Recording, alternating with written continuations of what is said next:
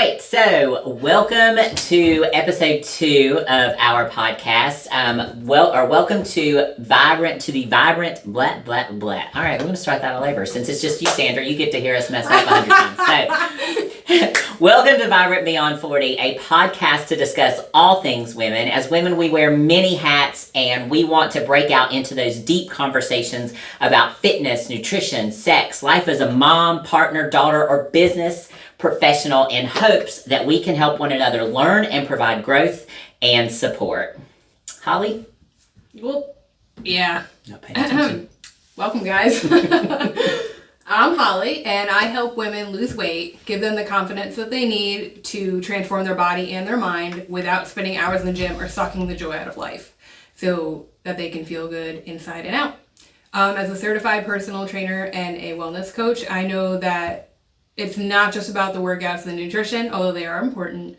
I help break through the unique struggles holding a person back so that they can create results that last and that they can maintain, even without me. There you go. And my name is Kim Watson-Pitts, and as a certified personal trainer, it's my goal to show women how to unleash their inner strong, and by teaching them how to love their bodies through proper weight management, so that they can gain control of their health and feel amazing for life. And we do all of this without putting in long hours at the gym or giving up delicious foods. In this podcast, we believe what we have is a very, very interesting topic for you guys tonight. And Holly and I are very passionate about this topic, and we're going to try our very best not to get up on a soapbox tonight when we're talking about this, because there's a lot of information that may be conflicting from what you may have heard when it comes to diet and on your weight loss journey. We're going to be our best to be as informative and as educational as possible. So tonight we're going to discuss some of the latest weight loss trends, specifically around the coffees, the teas, the juices, the cleanses, and inevitably have a long conversation about the various weight loss shots that folks are into. Just to kind of give you a quick, we are still learning here, and so we will be referring to our notes a lot.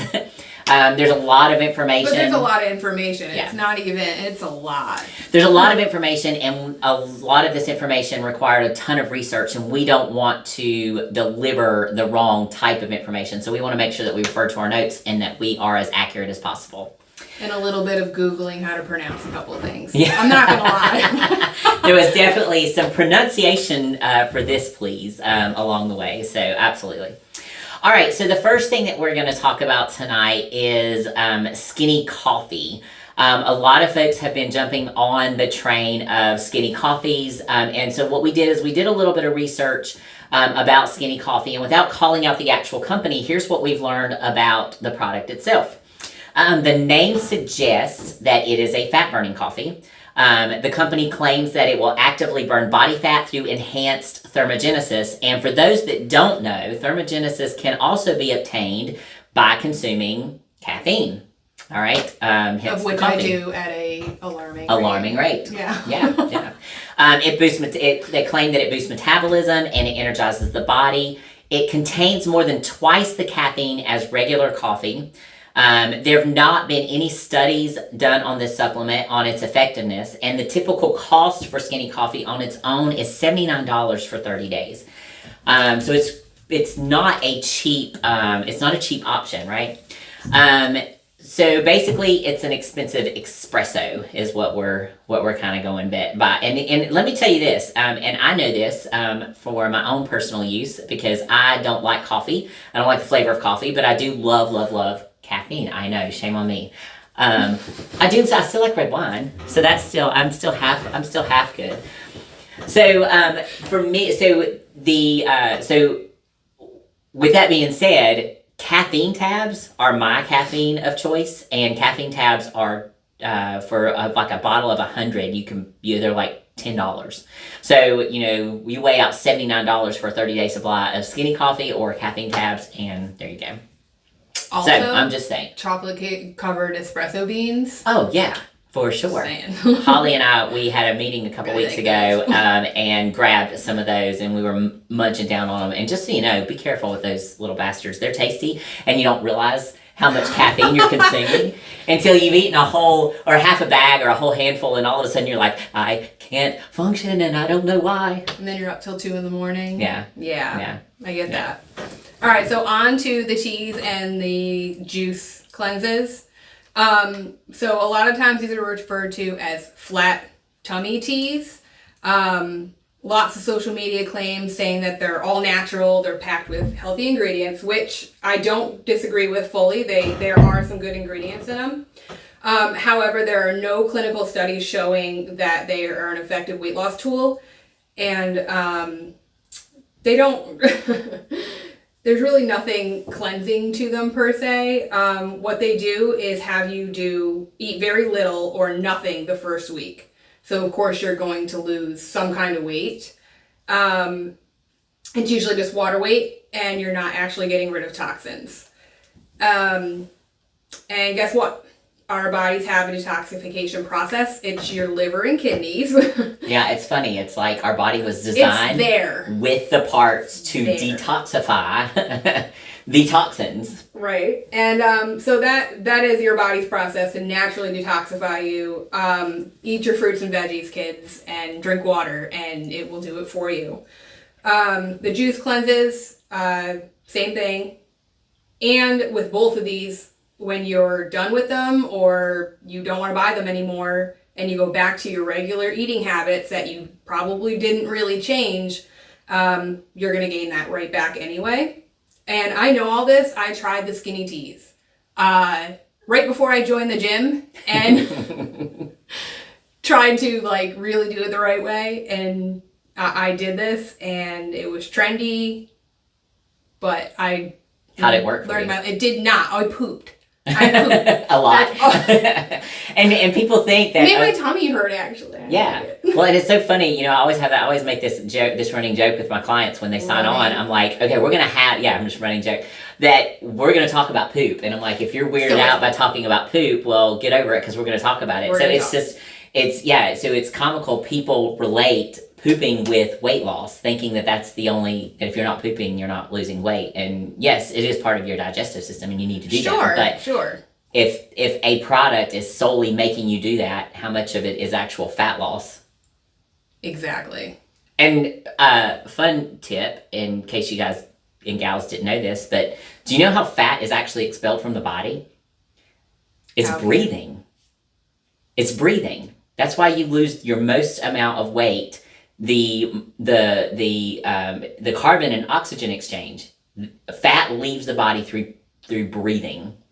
Well, it's a function. Yeah. Right? Yeah. But a lot of folks think that it's the pee and the poop, and it's not. No. It's a very, very minuscule amount of fat that actually leaves the body through that fashion. It's actual breathing. So that's why the more cardio that you can do, the more heavy breathing that you can do. That's why they say... the activity in general. That's why they tell you get those 10,000 steps. Yep. Move, do the thing, the more breathe. breathing. And that's why a lot of folks will lose weight doing low impact yoga or Pilates. Yes. Is because of the heavy breathing that they're doing. It helps to get rid of the fat. Also, I just want to put this thought out there, but if it was as easy as peeing and pooping, I wouldn't have a job. Yeah, exactly. Exactly. It's like, I can give you all sorts of fun things to make you pee and poop. All right. So, moving right along, now that we're past the pee and poop conversation. More to come. Yeah.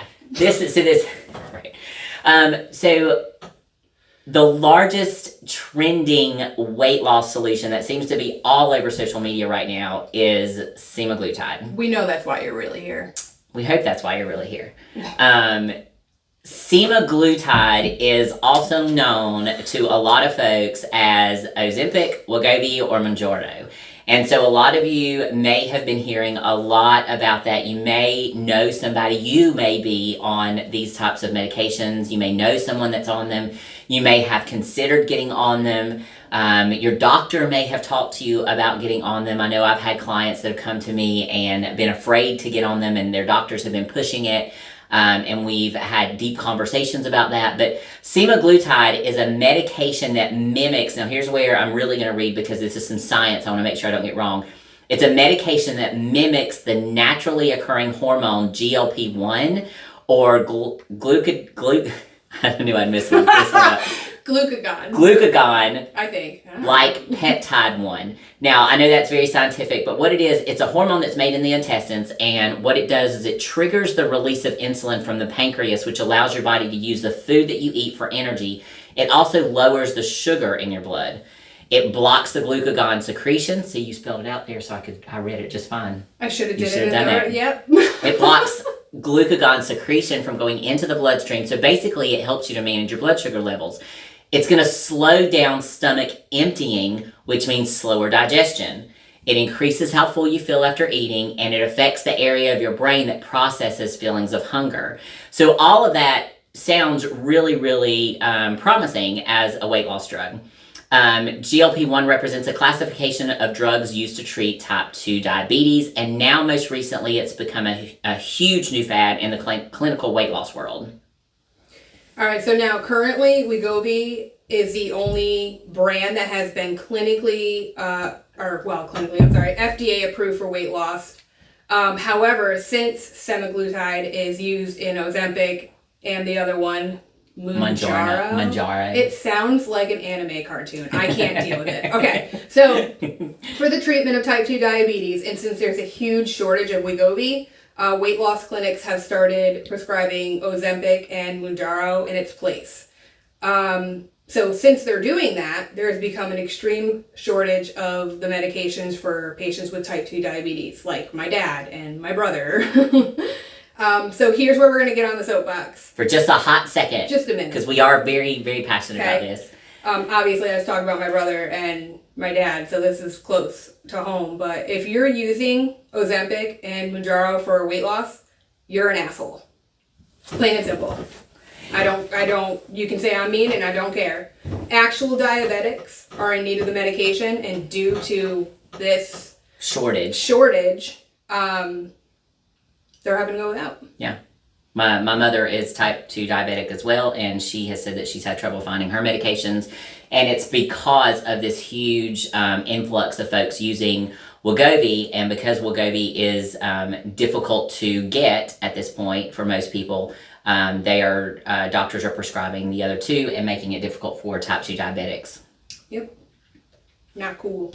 So yeah, so if you're going to use semaglutide for weight loss, stick to the Wegovy and wait around for your prescription to show back up. May mean you have to wait a couple of months, but so be it, wait until it's available to you.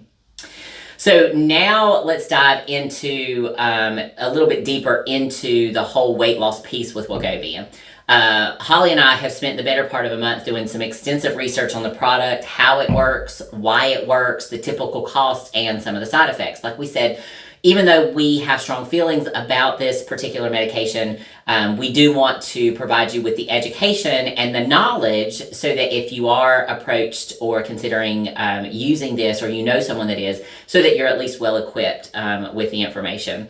In addition, over the last month, we've joined several Facebook support groups on the topic to get some real life posts and comments from individuals using semaglutide for weight loss. So we want to share some of that towards the end of the podcast. I'm just going to go through some of those comments that we found triggering or that were interesting to kind of note, so that we can kind of give you our comments on those particular posts.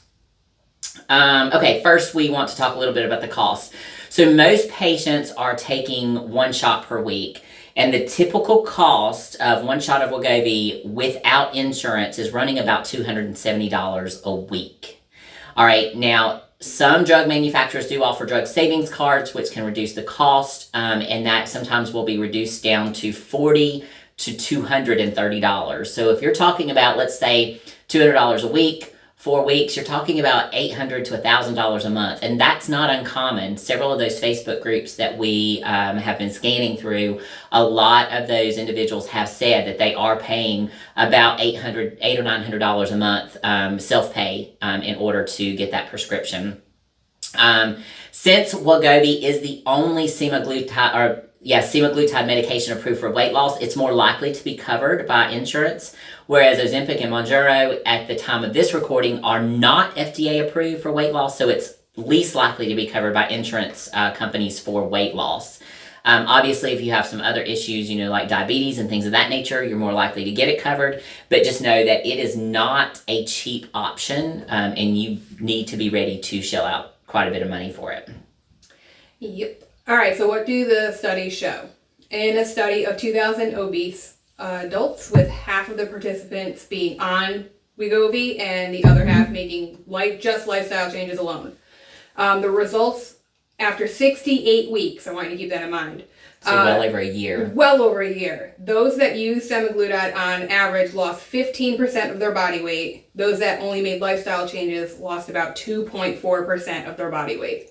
So, I know, right? Now you're like, on Camp Wegovy immediately. Yeah, Give me that, right?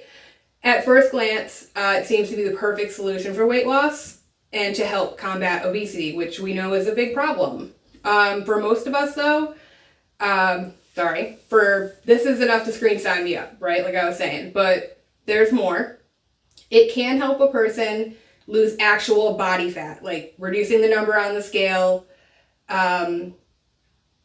But what they don't tell you is that the rapid weight loss is also from your loss of muscle mass and bone density. Bone density. I just want to go ahead. If you don't care about the muscle, that's fine, but your bones, okay? I mean, we're talking about, a lot of folks, as you're getting older, those bones are getting more and more frail, more and more fragile. You're more apt to have... and that's just from age. That's not, like, even if you're working out. Right. You know what I mean? Right. It's a natural... occurring thing. We're talking about broken hips just from a slip and fall or breaking your bone. So if you're adding this medication on top of that, you're reducing your bone density and setting yourself up potentially for more injuries. So as we were just saying, diet or no diet, after the age of 35, we start to lose muscle mass at a rate of 1% per year if we're not being physically active and making a concentrated effort to gain or maintain our muscle mass. That's without any kind of diet or weight loss drugs, whatever you want to add to the mix. It's just your age in general. It's just your age in general. It's called sarcopenia, and it is known as skinny fat. I've said that on here before. And it's typically associated, like we said, with aging or the elderly.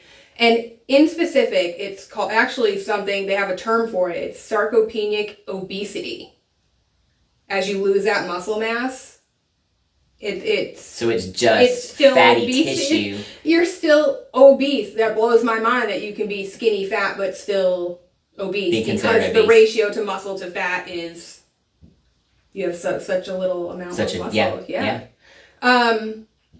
So the decrease of that muscle mass, less bone density, and that lowers your metabolic rate, and metabolic rate, that slows your metabolism. So everybody out there who's like, oh my God, my metabolism is shot.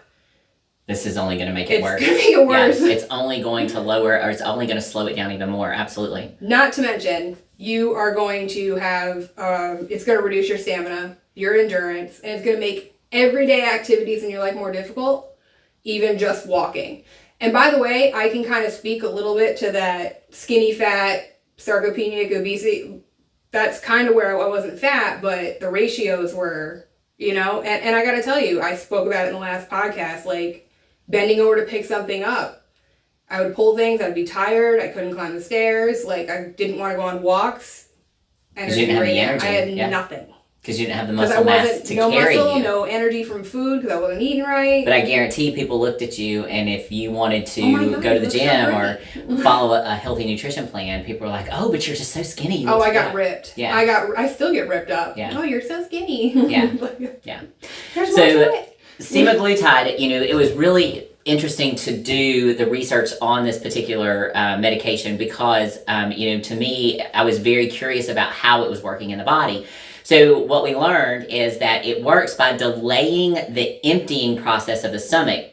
So yes, it does curb your appetite. You have less of an appetite. You're least likely to overeat because it's slowing down your digestive system. So what that means is when you do consume food or drink, the digestive system is slowed down tremendously. There was a doctor from Stanford that performed a study on 40 individuals that had, and he had them ingest a tracker to track digestion. And the ones that were taking semaglutide demonstrated that half the food cleared the stomach in about 30 minutes compared to the placebo group. It cleared the stomach in about 7 minutes. So this is how the medication works. It slows down digestion so you can't eat as much or as often. Now, while that seems like a great process when you're trying to lose weight, of course, a lot of us want to eat all the things and you think, oh, well, this is exactly what I need. It's going to help curb my appetite. It's going to slow down digestion. But here's what happens is it slows it down so much that you can't eat more than a couple of times a day, and the meals are very, very small, and the calories that you're consuming are much smaller than normal, or even than you should be. And so what's happening is you're not getting all your daily nutrients, and so that you need to support your muscle growth or even muscle maintenance to even maintain the muscle that you have. So your body is basically going to eat itself. And what do I mean by that? Well, ask yourself this question. If you had the option, if I had 2 plates here and I gave you a plate of nothing but red meat steak cooked to your perfection, or a plate of all the fat that we trimmed off and around that steak, which plate would you choose? Well, you're going to choose the plate of red meat steak. I mean, let's be honest. Nobody wants a plate of gristly fat. Well, your body is going to be the same way. It would much rather have that good quality muscle for fuel and for energy over the fat. So what's going to happen if you're not properly feeding your body to either build or maintain that muscle, then your body is going to eat away at it instead of burning the fat, and it's going to leave you back to, like Holly said, as referring to as skinny fat, because you don't have any muscle or very little muscle mass left in there. So it's just going to, your fat is what's trying to carry you around. And let's be honest, the fat on our body is not designed to do that. For sure. So besides the loss of muscle mass and the delayed stomach emptying causing possible nutrient deficiency, that's enough for me mostly, but some other side effects that have been mentioned while taking Wegovy are severe constipation. I told you the poop was going to come back. I warned you.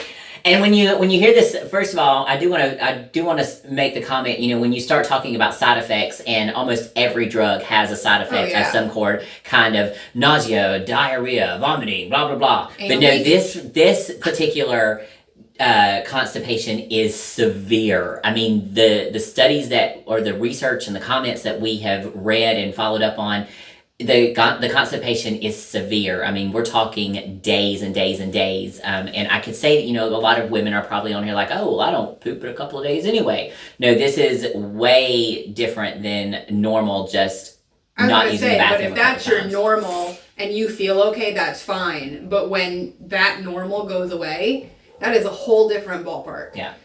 And I don't know many people who haven't had a problem with constipation at some point in their life. The stomach cramps alone. Yeah. No. Yeah. But and you'll blow. Anyway, nausea and vomiting. Because I was already reading anxiety. Yeah. You know why? Because I'm already have anxiety, and I don't need a medication giving me more. And when I read that as one of the side effects, I went, no, thank you. I already want to hide most of the time. Let's not do that. Now, with all of the groups that we've been following over the past month on Facebook, many of the participants have learned to manage their symptoms, but they're still experiencing them. Some have even changed the days that they take the shot to accommodate those symptoms. So let's talk about that. So what we have read in the groups is that the nausea and the vomiting is so severe that these people are actually having to call out of work. Like, they can't even go to work, or they can't even function day to day because the side effects are so severe. So what they are doing is, let's say that instead of taking it on Sunday, they're waiting and taking it on either Thursday or Friday, so that basically they can stay at home and battle these symptoms so that they can still make it to work on Monday morning. Still, the nausea and vomiting is still present, but apparently as the days get away from the actual shot day, it's not as severe as the initial shot day. So that was just, that was alarming to me, that they are literally rearranging their whole schedule to accommodate this one shot when... That blows my mind. You'll do that to suffer, by the way, to throw up and be whatever, experience all those symptoms, but you won't rearrange your schedule to get in more activity or make time to meal prep and planning and you'll destroy your whole weekend and feel like shit your entire weekend, but you won't set aside 2 or 3 hours to meal prep or go walk 30 to 45 minutes a day. Now listen, there's times where I'm like, I would rather shoot myself in the foot than have to cook right now or have to work out. Yes, absolutely. Every now and again that happens, but I gotta tell you, I would not want to throw up or shit myself. So right. Yeah. Good point. Anyway, so keep in mind that while these types of medications have been around for many years for type 2 diabetes, Wegovy has only been approved for weight loss since 2021. It's 2023, people. It was 2 years. 2 years. That's Not it. even 2 years. Yeah. Okay? So there are already lawsuits being filed against the drug makers for gastroparesis. Nailed it. And which also is known as stomach paralysis. The delayed stomach emptying we were talking about, that slows down your digestive system. It does it so much that it could potentially cause these conditions, and they could be permanent. Permanent. Like when you don't want to take the medication anymore, it's permanent. Yeah. Crazy. Semaglutide has also been proven to cause an aggressive thyroid cancer in some animals, but since it's still only 2 years, still pretty early, we have no idea how it affects humans. So basically, if you're taking it, you are a human trial. Yeah. If you're taking it, now you're on the human trials list. And that is your choice. I'm just putting that out there. Yeah. So now that we've shared all the information with you, or we've shared the information that we have found, every single article, every single story, every single research paper that we have found all ended with one common theme. And I quote, and this is from multiple doctors that have made these posts themselves. Participants tend to regain the weight lost when they stop taking semaglutide. Now, the reason that that's happening is two parts. Number one, they had slowed down your digestive system, so it slows down your appetite, right? So if you stop taking it, well, now your digestive system is going to speed back up and you're going to want to eat again. And so you're not, if you haven't learned how to manage your food properly and learn what your body needs in order to eat and to survive and to accommodate your lifestyle, then you're just going to go back to eating the way that you did before. Even if you say, like, let's say that you normally have eggs and toast for breakfast on this medication, and now you're going to need more than just that eggs and toast. It's just the reality. Your body is going to want more food. Secondly, there's a lot of the people in the groups call it the food chatter. It's what goes on in their mind when all they can do is think about food and all they want to do is eat, and their appetite is huge, and that happens with a lot of folks that are dealing with obesity, and I'm not discounting that. That is 100% there. Oh yeah. That's something that Holly and I work with our clients one-on-one, is trying to help them with the mindset piece and to overcome that food chatter and ways to manage their appetite when that food chatter is intense. So that's just it. You stop taking that medication, and now the food chatter is back. And if you have not learned how to mentally manage that, you're going to go back into eating the way that you were before. Your body wants it, your brain wants it, and what's going to happen? You're going to gain the weight back. So it's the common theme with almost all fad diets, supplements, pills, whatever. If you don't learn how to properly manage your weight, none of these high-cost, super risky solutions are going to be permanent. So now that we've kind of gone through, the details of, all the stuff that you can basically Google yourself, right? I mean, that's where most of our information came from, is just doing tons of research. As we had said before, we joined several Facebook groups support groups that are available for support for all the semaglutide type users. All right, a couple of them had 9,000 to 10,000 in the group. One of the groups had over 17,000. So it's a very, very large groups, and we've just been following the comments, just been just bystanders, just kind of listening and watching and seeing what other people have to say. So we want to share some comments from those groups or some of those posts, because then we can give our professional opinion about why these things are happening or whatever. So the first one was one of the comments that the lady had made was, maybe I should drop my calories another 500 per day to 900 calories per day. What are your thoughts on 900 calories per day for anybody? That's dangerous. And you're doing that. There's your nutrient deficiency. There's your muscle loss. There's your no energy. Wait, you're going to make it worse? Yeah. That people are already experiencing, you're going to make it worse? Yes. You're going to wreck your metabolism. Right. You're destroying your metabolism. There goes that. I mean, you cannot sustain a fulfilling life on 900 calories for a long period of time. You can do it for a short period of time, and yes, you're going to lose weight. But I mean, hell, if you can eat 900 calories, just don't. I mean, it's just not safe. It's never safe to drop below 1,200 calories. And if you're dropping below 1,200 calories, you really need to reevaluate what's going on with your diet, with your day-to-day movement. Maybe you've got something else going on behind the scenes, but you should never be dropping your calories below 500. I think 500, below 1,200. Right, but I think a calorie deficit of 500, not very much more, is what studies have proved is most efficient for sustainable weight loss. Yes, 500 a day. That's a standard thing. And if you're going below that 1,200, maybe you're only getting 8, 9, that's so dangerous. Yes. And I know that, I know some nutritionists that will do that. And like you said, it's a very short time that you'll do that, and you should absolutely be under the supervision of a professional. Don't get advice from a Facebook group and just do it. Yeah. Is my point on that. For sure, exactly.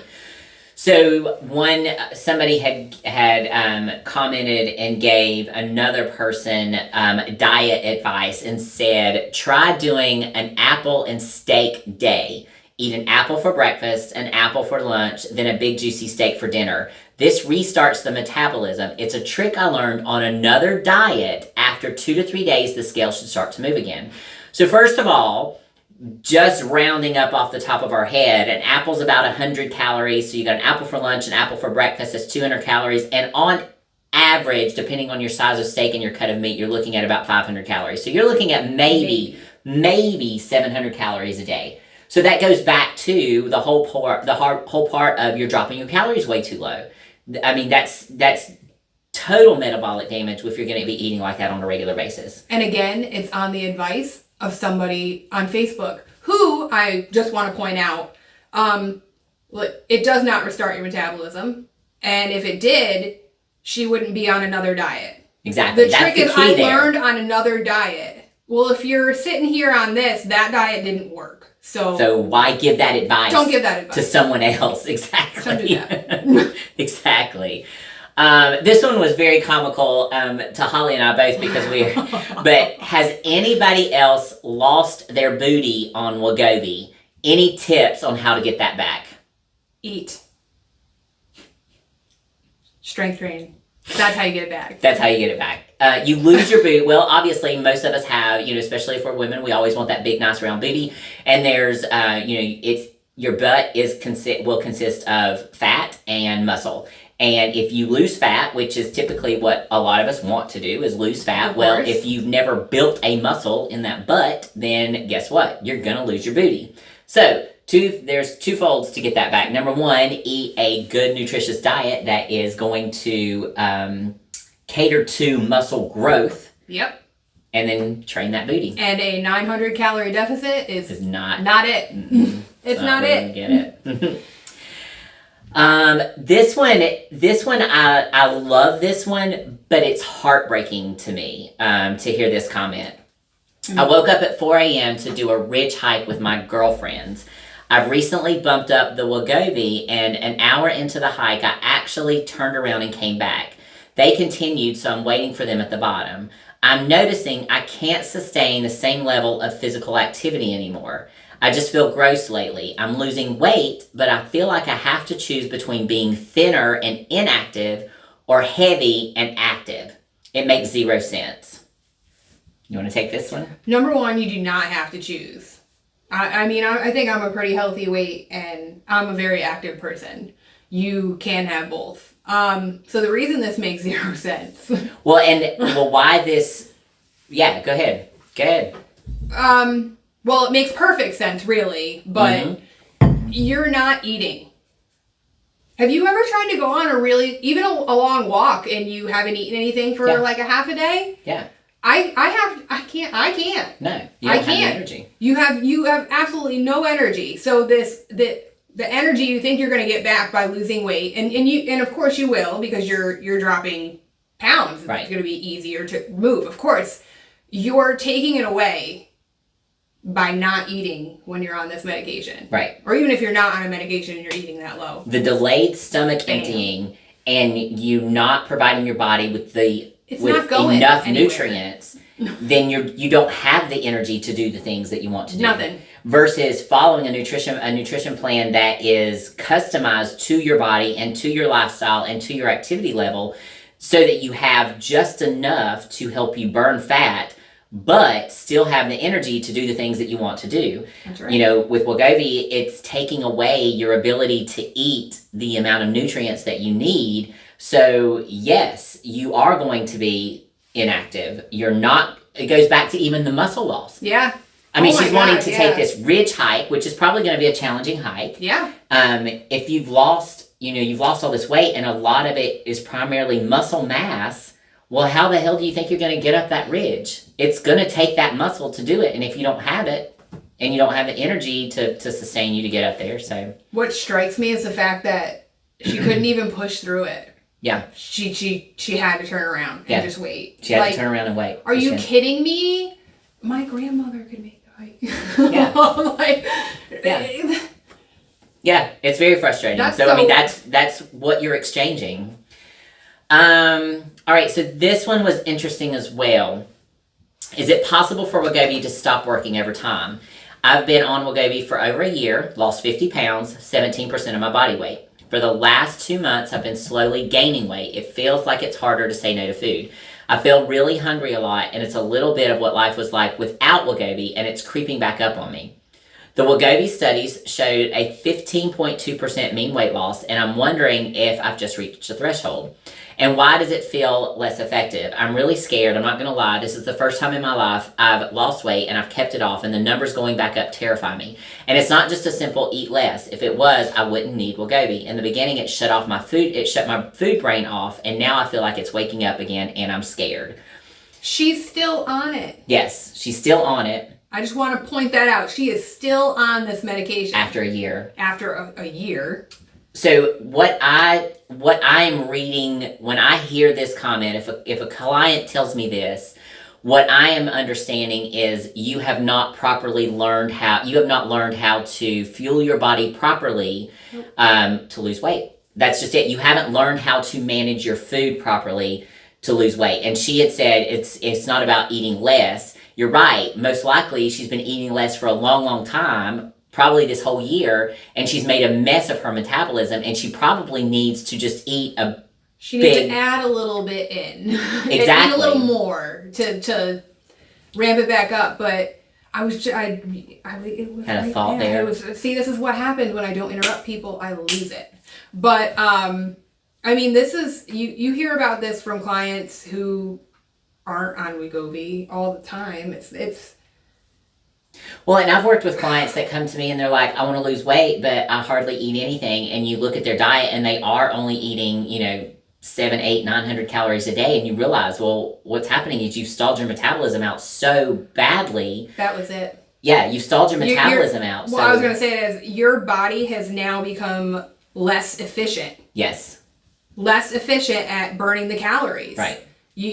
And that's your And there's no fuel to the fire. It's no different than, if you have a campfire or a wood fire and, if you're only feeding it little wood chips, how big's that fire going to be? It's not going to build. You put a great big log in there, what's going to happen? It's going to blaze up. It's the same thing with our bodies. We have to fuel it properly with enough nutrients and enough food so that it stays fueled and so that it burns.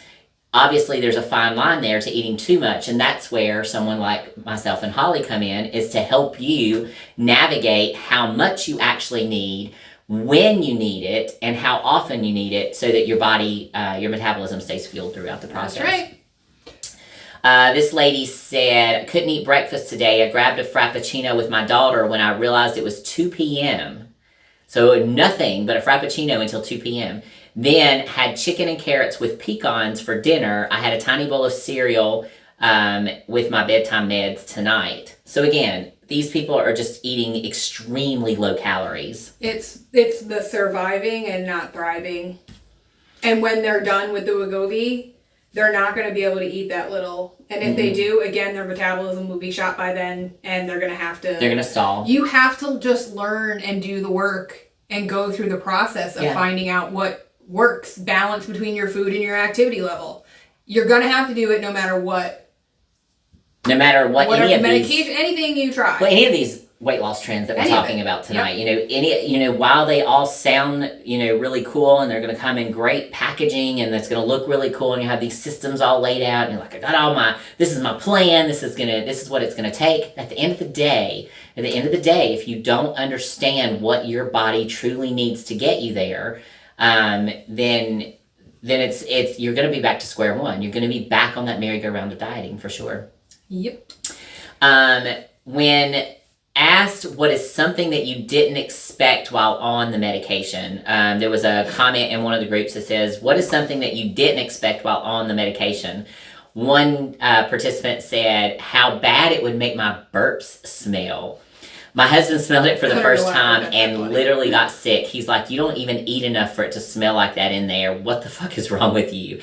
So apparently they get these sulfur-like burps, like very, very sulfurous type of burps that are disgusting to them as well as those around them, I suppose. So I didn't dig into that and read into the science, but the stomach acids in your stomach, they have nothing to digest.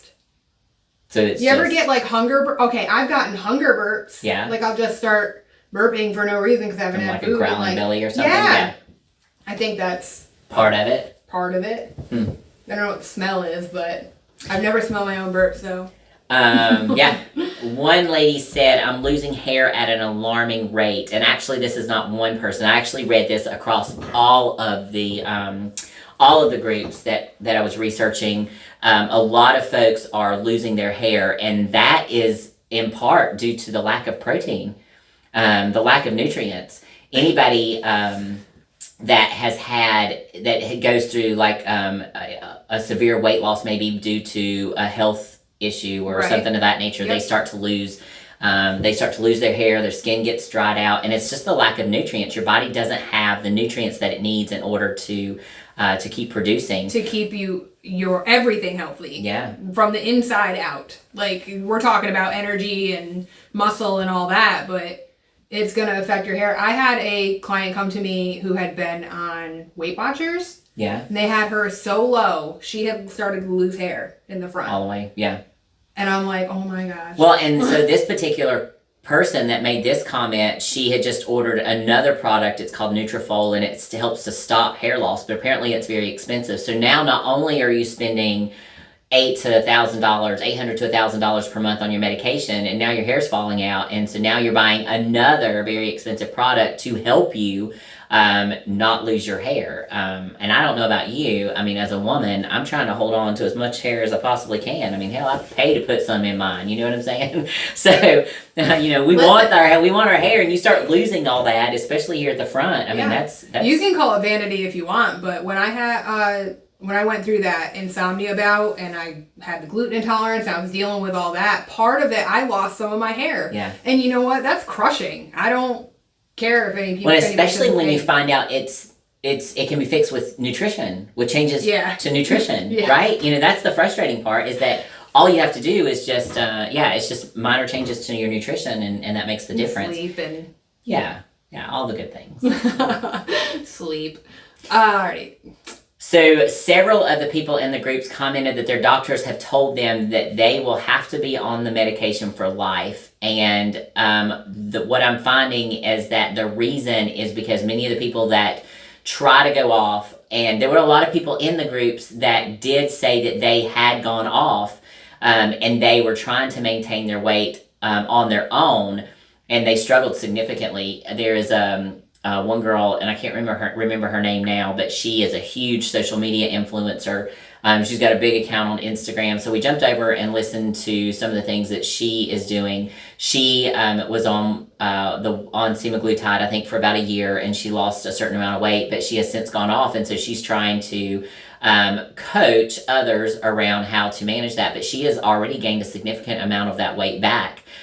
She's trying to learn how to manage it and trying to be smarter about it. But the reality is, you go from an extremely slow digestion, so you have zero appetite, and every time that you do eat, you get very, very sick, so you don't eat. So you're taking in a very, very small amount of calories, and you're not able to move, and you don't have any muscle mass, and then you go off of this medication. Oh, and it shuts down the food chatter, right? Now you go off this medication, and the food chatter's back, and you're hungry, you're feeling the hunger, and you can eat more, and of course you love the food, because let's be honest, food's freaking delicious. I love it too. We love the hell out of food. We know, but we also know that we need to cut back on that. So yeah, it's one of those things that doctors are telling their patients that if they want to continue to keep the weight off, they're going to have to be on it for the rest of their life. Yeah, so, no thank you. So the struggle to lose it all comes down to not learning proper nutrition habits. And that's what, the biggest thing that Holly and I try to instill in the people that we come in contact with and into our clients is learning those proper nutrition habits. And everyone's habits or nutrition plans, they're all different. When it comes down to a good quality nutrition plan, it's not just here you go, here's 6 meals of chicken and rice and oatmeal and spinach and that sort of thing. No. It clearly is, Holly and I both really break down these conversations with our people and say, okay, what do you crave? When do you crave it? When do you crave it the most? Is it a certain time of the day even that you crave it the most? Because we want to be able to put something in that place that will help cut down on that craving.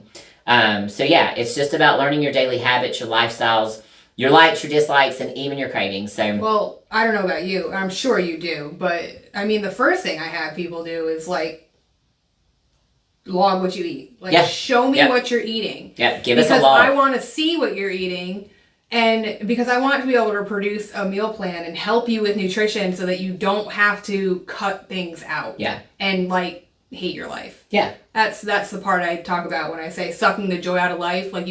You can't go out to dinner. Oh no, eat this chicken and rice. You can't go out to dinner. You can't go to a family function. You can't.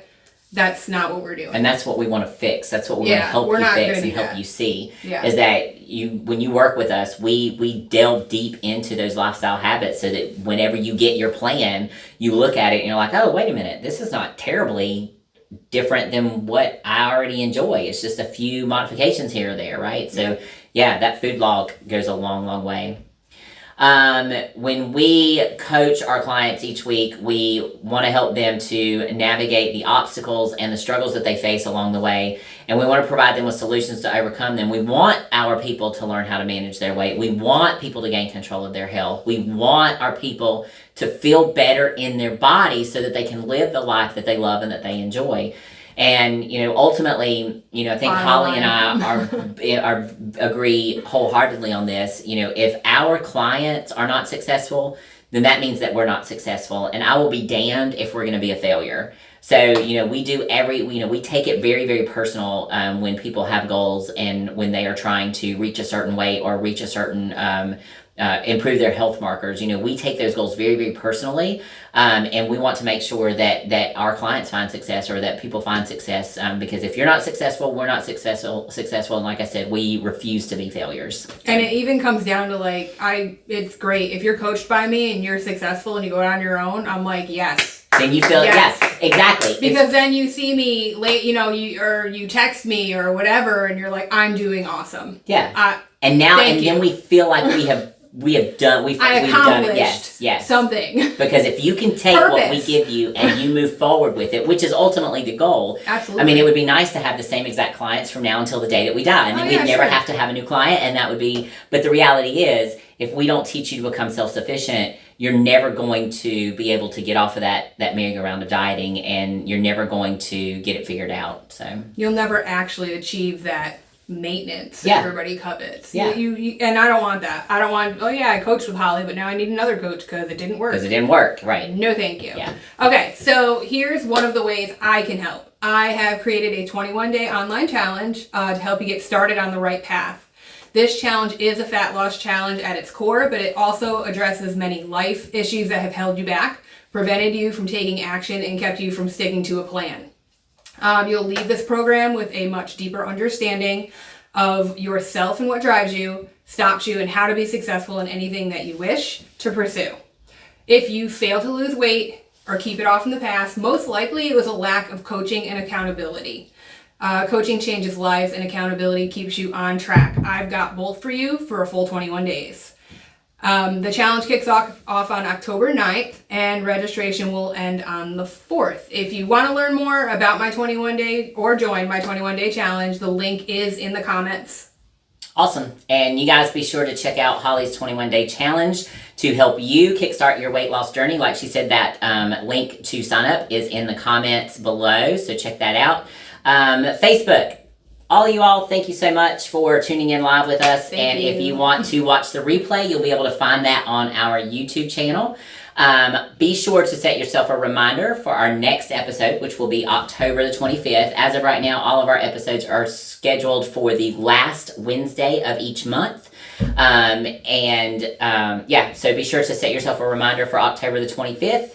Links to follow Holly and I can be found in the description below, so be sure to click those and give us a follow. And I hope you all have a wonderful night. Bye. Bye.